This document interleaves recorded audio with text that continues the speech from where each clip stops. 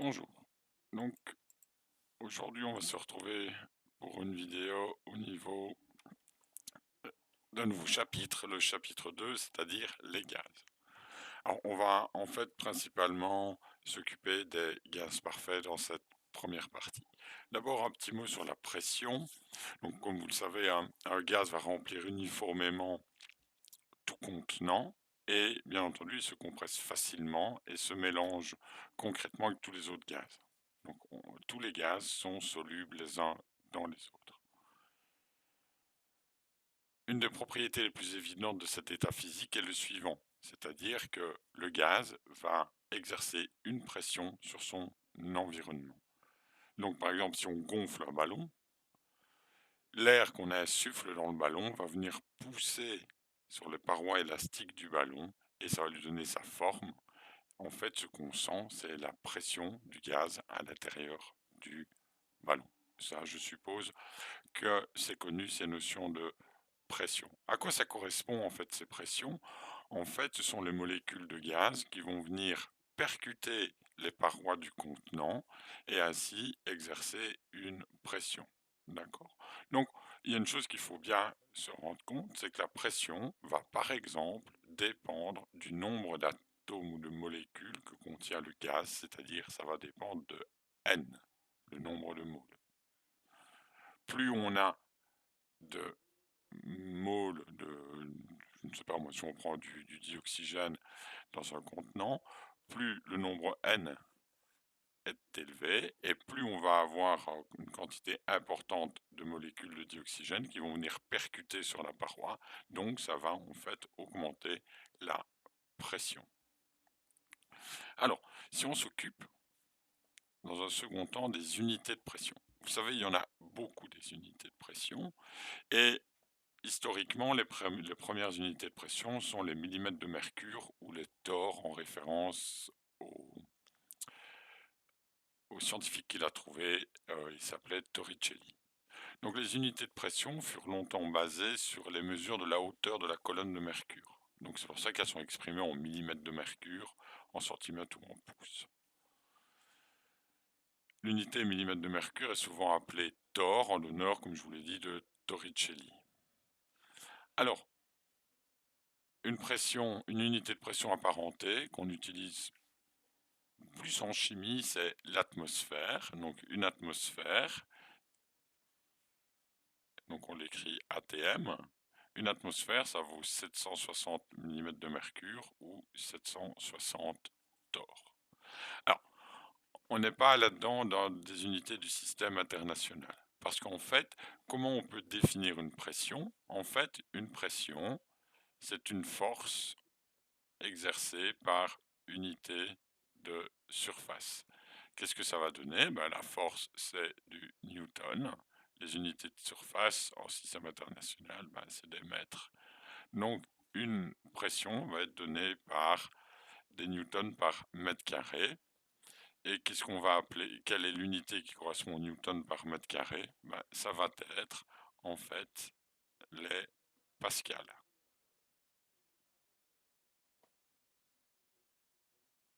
Par conséquent, dans le système international, on exprime la pression en newton par mètre carré, c'est-à-dire en pascal. Donc, à quoi ça va correspondre? Ça, vous le savez, hein, une atmosphère, ça correspond à 101 325 pascal. Donc on parle souvent en hectopascal, c'est-à-dire 1, virgule quelque chose. Donc ici, on a un tableau avec les différentes unités de pression. On peut utiliser des bars. Donc un bar, c'est 100 000 pascal, un hectopascal. Une atmosphère, c'est 101 325 pascal. Donc l'atmosphère, on l'utilise plus en science parce qu'en fait, ça se réfère aux 760 mm de mercure. Et une atmosphère, c'est 1,01325 bar. Alors il y a d'autres unités de pression, comme je vous l'ai dit tout à l'heure, les millimètres de mercure, les PSI, d'accord, et vous avez les différentes transformations des uns vers les autres. Dans le bouquin, on va surtout utiliser des hectopascales et des atmosphères, je pense, si je prends un autre livre de référence. Donc voilà pour les unités, n'hésitez pas, si vous devez les convertir, à revenir sur ce petit tableau. Donc voilà pour l'intro au niveau de la pression. Maintenant, on va directement passer à la loi des gaz parfaits. Donc c'est une loi qui est connue, hein, tout le monde connaît cette célèbre formule PV est égal à nRT. Alors, P c'est la pression, V c'est le volume, N, je l'ai noté, N c'est le nombre de moles, R c'est une constante de proportionnalité et T c'est la température. Alors, attention, la température,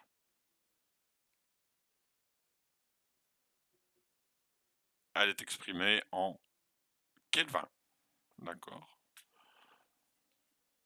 Alors, les pressions, les volumes, elles peuvent avoir différentes comment dire, unités. Et suivant les unités avec lesquelles on va donner la pression à la volume, on va utiliser une constante de proportionnalité R différente. D'accord? Pour être précis, cette constante de proportionnalité, en fait, c'est une constante qui regroupe d'autres constantes. Et on l'appelle la constante molaire des gaz. Alors, quand on utilise des pressions en pascal, en hectopascal, R va valoir 8,31. Si on utilise des barres avec un volume en litres, on va avoir 8,083. Donc, il faut tout le temps bien faire attention le rapport entre l'unité de pression et l'unité de volume. D'accord? Si on utilise Pascal, ben c'est mieux d'utiliser les mètres cubes. Comme ça, on aura 8,31. Je dessine partout. Tandis que si on utilisait kilopascal, comme ici, on peut utiliser des litres, puisqu'on a multiplié les pascals par 1000. Donc on peut diviser l'unité de volume par 1000. Donc vous voyez toute cette relation. Vous allez voir, on va tout le temps utiliser les mêmes. Donc R va prendre différentes valeurs suivant l'unité de pression et l'unité de volume. L'unité de volume, bah, c'est soit des mètres cubes ou des litres. Ça va? Donc je vous convie également à venir revoir dans ce tableau pour savoir quelle valeur de R il faut utiliser dans les exercices. Alors, un petit mot sur la loi des gaz parfaits, c'est une équation d'état. En fait, l'état d'un gaz étant la condition dans laquelle il se trouve à un moment donné. Un état donné d'un gaz est déterminé par sa pression, son volume, sa température et son nombre de moles. En fait, il suffit de connaître trois de ces propriétés pour déterminer complètement l'état d'un gaz. Alors, autre chose sur cette loi des gaz parfaits, il y a une raison pourquoi on parle des gaz parfaits. En fait, elle est valable qu'à des pressions relativement faibles. En fait, il faut que la pression soit inférieure à 101,3 kPa. Ça, c'est la limite d'utilisation de la loi des gaz parfaits. Ou sinon, ben, la valeur donnée par cette équation ne correspondra pas à la réalité. Pourquoi? Cette équation, c'est une équation empirique, c'est-à-dire qu'elle était basée sur des mesures expérimentales des propriétés des gaz. Elle est vraie, comme je le répète, pour des basses pressions. C'est ce qu'on va voir dans le graphique suivant. Donc voilà pour ce graphique. Qu'est-ce qu'on peut voir? C'est que, donc ici en pointillé, on a la variation, le comportement des gaz parfaits. D'accord? On a 4 gaz, du diazote, du méthane, du dihydrogène et de l'hélium. En bas, on a la pression. On voit que dès qu'on monte de façon importante, Donc, je vais essayer de faire un zoom. Voilà. Qu'est-ce qu'on peut voir? C'est que pour des hautes pressions, on va dire à partir de 400 bars, on voit que la valeur, le comportement des gaz ne correspond pas à la loi des gaz parfaits. On peut même dire que, en fait, à partir de 200 bars, ça ne fonctionne pas. On a même une déviation plus tôt. En fait, la zone où ça fonctionne, c'est cette petite zone-là. Qu'est-ce qu'on remarque également? Par exemple, pour un gaz plus complexe comme le méthane, ici en bleu, on voit que c'est absolument pas correct. En fait, qu'est-ce qu'on sous-entend dans cette notion de gaz parfait? Donc c'est un modèle, hein, c'est pas une réalité. C'est que on n'a pas tenu compte des interactions entre les molécules de gaz. On les considère comme des billes et il n'y a pas d'attraction ni de répulsion et différents types de forces comme ça qui peuvent exister et qui existent dans les différents gaz. Donc en fait, c'est un monde idéal, ça fonctionne pour les basses pressions, point, un point c'est tout. Une fois que le gaz va être plus compliqué, déjà CH4 c'est un gaz plus compliqué, ça tient plus vraiment la route. Alors on devra partir sur d'autres modèles. Il y a la loi pour les gaz idéaux et ensuite il y a d'autres lois qui vont tenir compte des différentes interactions entre les molécules. Donc voilà, cette loi existe, elle est utile, hein, on peut quand même avoir des valeurs auxquelles on peut se référer, mais il faut savoir que c'est pas toujours ce qu'il y a de mieux à utiliser. Donc voilà, pour rappel, la loi des gaz parfaits, c'est la pression fois le volume est égale au nombre de moles fois R, la constante, et la température. Maintenant, on va faire quelques petits exercices pour appliquer cette formule. Je vais démarrer avec le premier.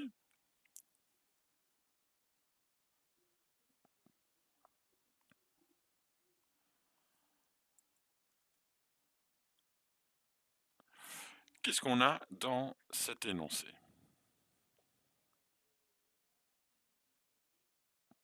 Donc on a un échantillon de gaz de dihydrogène qui occupe un volume de 8,56 litres. Donc on a un volume égal à 8,56 litres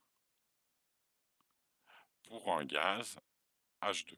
Donc il peut être considéré comme un gaz parfait H2. On est à quelle pression?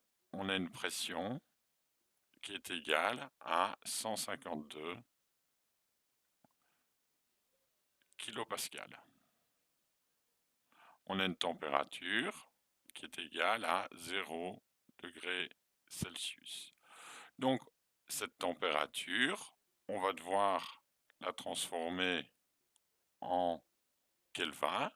Donc 0 degrés Celsius, ça correspond à 273 Kelvin. Donc la température vaut 273 Kelvin. Alors maintenant, on va regarder quelle constante de gaz parfait vais-je utiliser. On va remonter sur le tableau au-dessus. Donc on a quoi comme données? En fait, on a une pression en pascal, mais non, on a une pression en kilopascal et on a un volume en litres. Donc c'est pas celle-là, c'est celle d'ici au-dessus. D'accord? Donc quand on a la pression en kilopascal et en litres, on va utiliser 8,314. Donc en fait, c'est celle-là. D'accord? Donc on va prendre 8,31, hein, c'est suffisant. R est égal à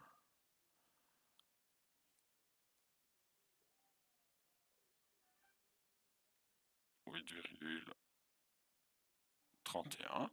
Et c'est parti, qu'est-ce qu'on cherche? On cherche n, le nombre de moles. Donc, mon équation, allez, je vais la noter comme c'est le début. Donc c'est PV est égal à nRT. Donc on veut isoler n. Donc n est égal à PV divisé par RT. C'est-à-dire qu'on va avoir 152 fois 8,56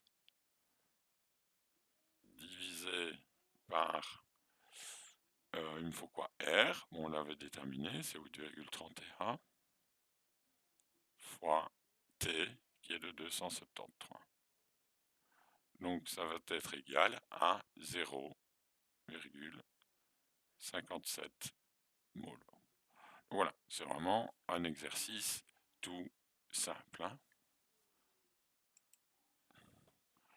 Alors, si maintenant on fait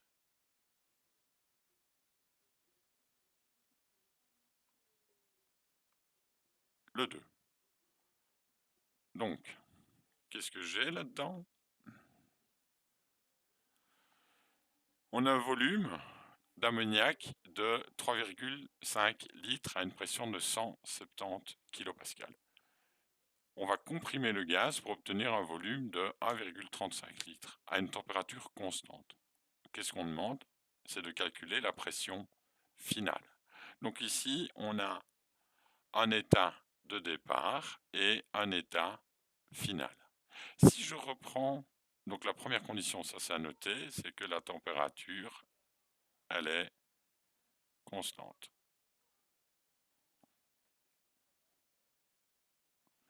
Alors, je vais prendre mon équation. PV est égal à nRT. Qu'est-ce que je peux remarquer?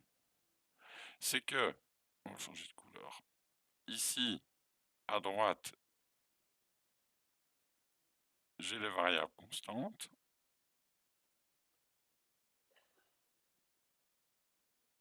Et ici à gauche,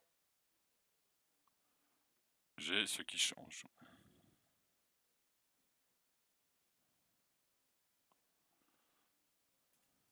Donc, qu'est-ce que je peux dire?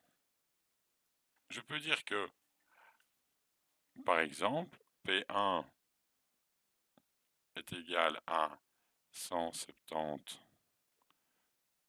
kPa et V1, ça va être égal à 3,50 litres. Qu'est-ce que j'ai d'autre? J'ai P2. Non, j'ai, excusez-moi, oui, non, j'ai V2, je vais y arriver.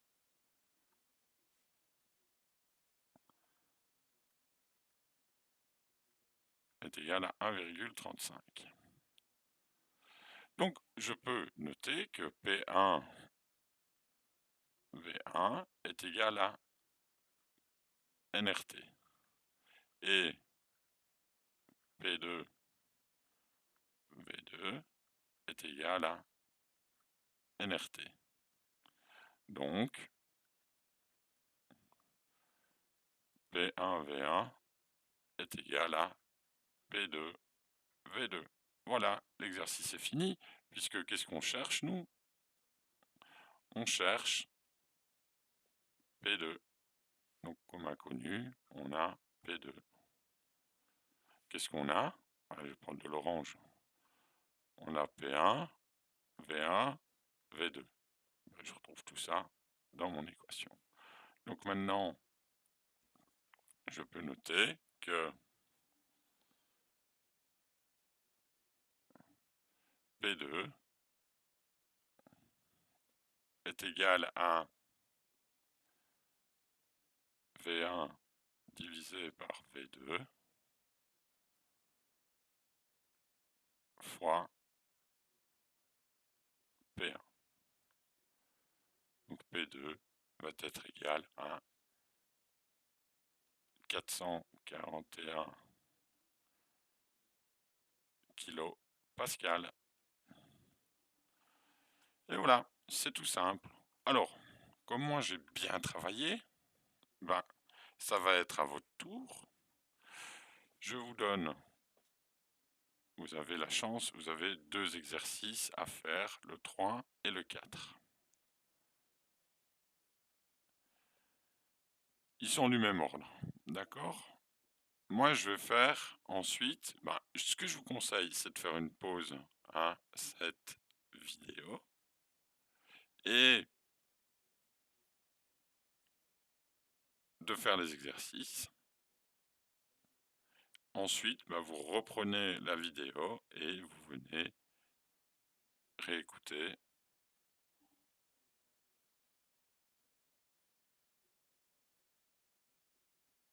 la suite de la vidéo. Donc voilà, c'est reparti. Donc ici, on va être sur des réactions chimiques. On ne va pas juste faire qu'appliquer, on va cette loi, on va aussi intégrer ce qu'on a vu auparavant.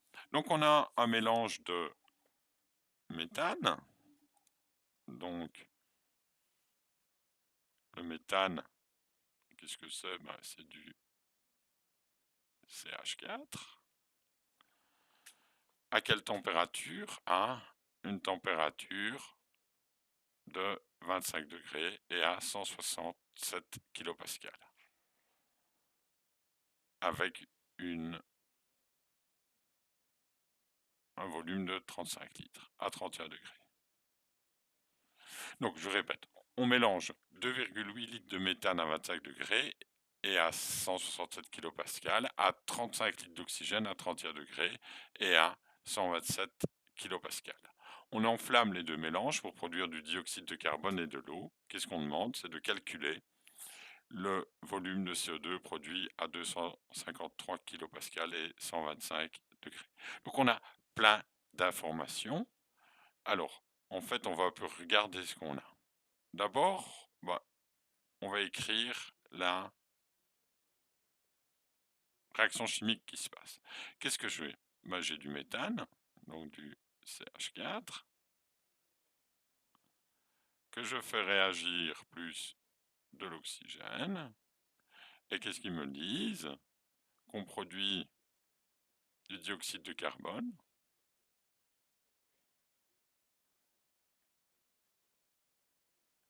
plus de l'eau. Alors, la première chose à faire, c'est d'équilibrer l'équation. Donc, on doit utiliser 2 molécules d'oxygène et on obtient 2 molécules d'eau pour équilibrer l'équation. Alors, je vais reprendre mes couleurs. On a un mélange de 2,8 litres de méthane à 125 degrés et à 160 kPa. Donc là, on peut calculer déjà son nombre de moles.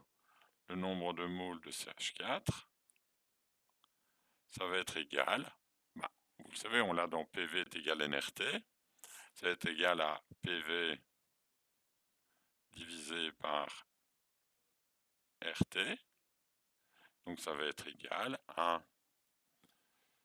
167, allez j'y vais, fois 2,8 divisé par R, donc je suis avec des litres et des hectopascales, donc je peux prendre 8,31 fois la température de 25 degrés, donc on peut le faire là sur le côté, 25 plus 273, donc ça va être égal à 298, j'ai perdu ma... Ah là, voilà, 298 Kelvin. Donc le nombre de moles de méthane va correspondre à 0,189 moles. Pourquoi je calcule le nombre de moles? En fait, on a un réactif, on doit vérifier quel est le réactif limitant dans cette réaction. Alors maintenant, je vais prendre une autre couleur. On va essayer le bleu clair. On a maintenant du dioxygène, hein, ce violet, ils ont mis de l'oxygène. Bon, c'est pas beau comme ça.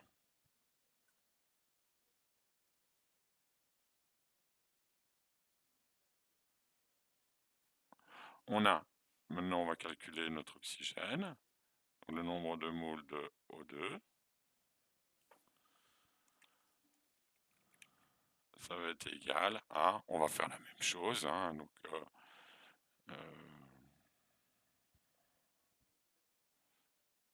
127 fois 35 divisé par 31 degrés, donc ça va donner 304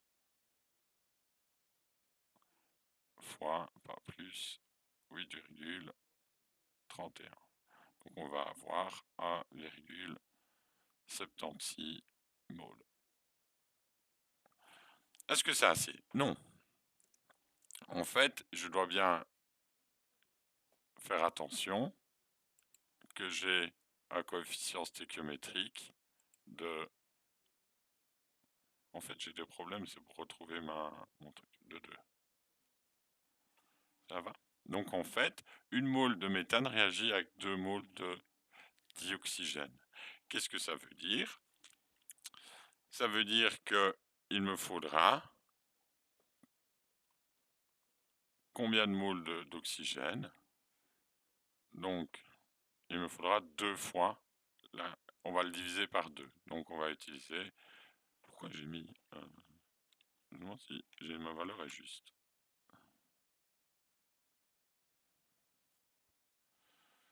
Donc, lequel est en excès? C'est le dioxygène. Ça va?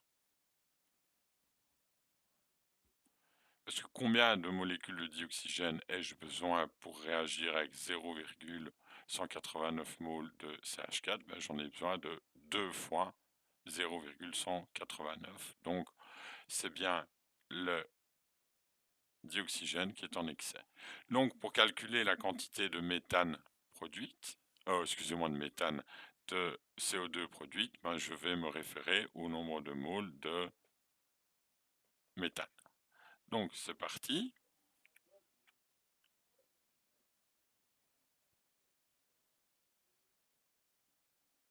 Qu'est-ce que j'ai comme données? Ben, en fait, on demande de calculer le CO2 produit à 235 à 125 degrés Celsius, je vais arriver à 253 kPa. Donc, le nombre de moles de CO2, ça va être la même chose, hein, c'est égal à la pression du milieu réactionnel, 253, fois... Oh non, je fais des conneries, moi. Le volume, je ne l'ai pas. Donc, c'est pas ça que je dois chercher. Ça me perturbe un peu de faire comme ça avec la tablette, il faut que je m'habitue. Je cherche le volume de CO2. Ça va être égal au nombre de moles fois R fois T divisé par la pression. Donc, le nombre de moles, bah, ça va être 0,189.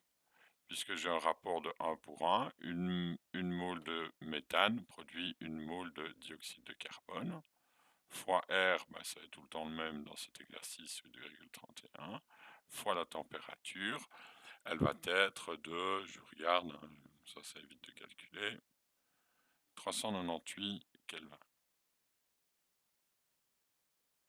divisé par la pression, qui est de 253. J'ai quoi comme résultat? Je vais avoir 2,47. Quelle unité dois-je utiliser? Les litres, hein, puisque R est exprimé en litres. Donc voilà, le volume de CO2 à 125 degrés est de 2,47 litres. J'espère que c'est clair. Alors, ensuite, vous avez la même chose sur l'exercice 6 et l'exercice 7. Donc voilà, J'espère que c'est clair. Si vous avez des questions, n'hésitez pas à me les poser. Et on se voit tout à l'heure au cours. Merci d'avoir écouté.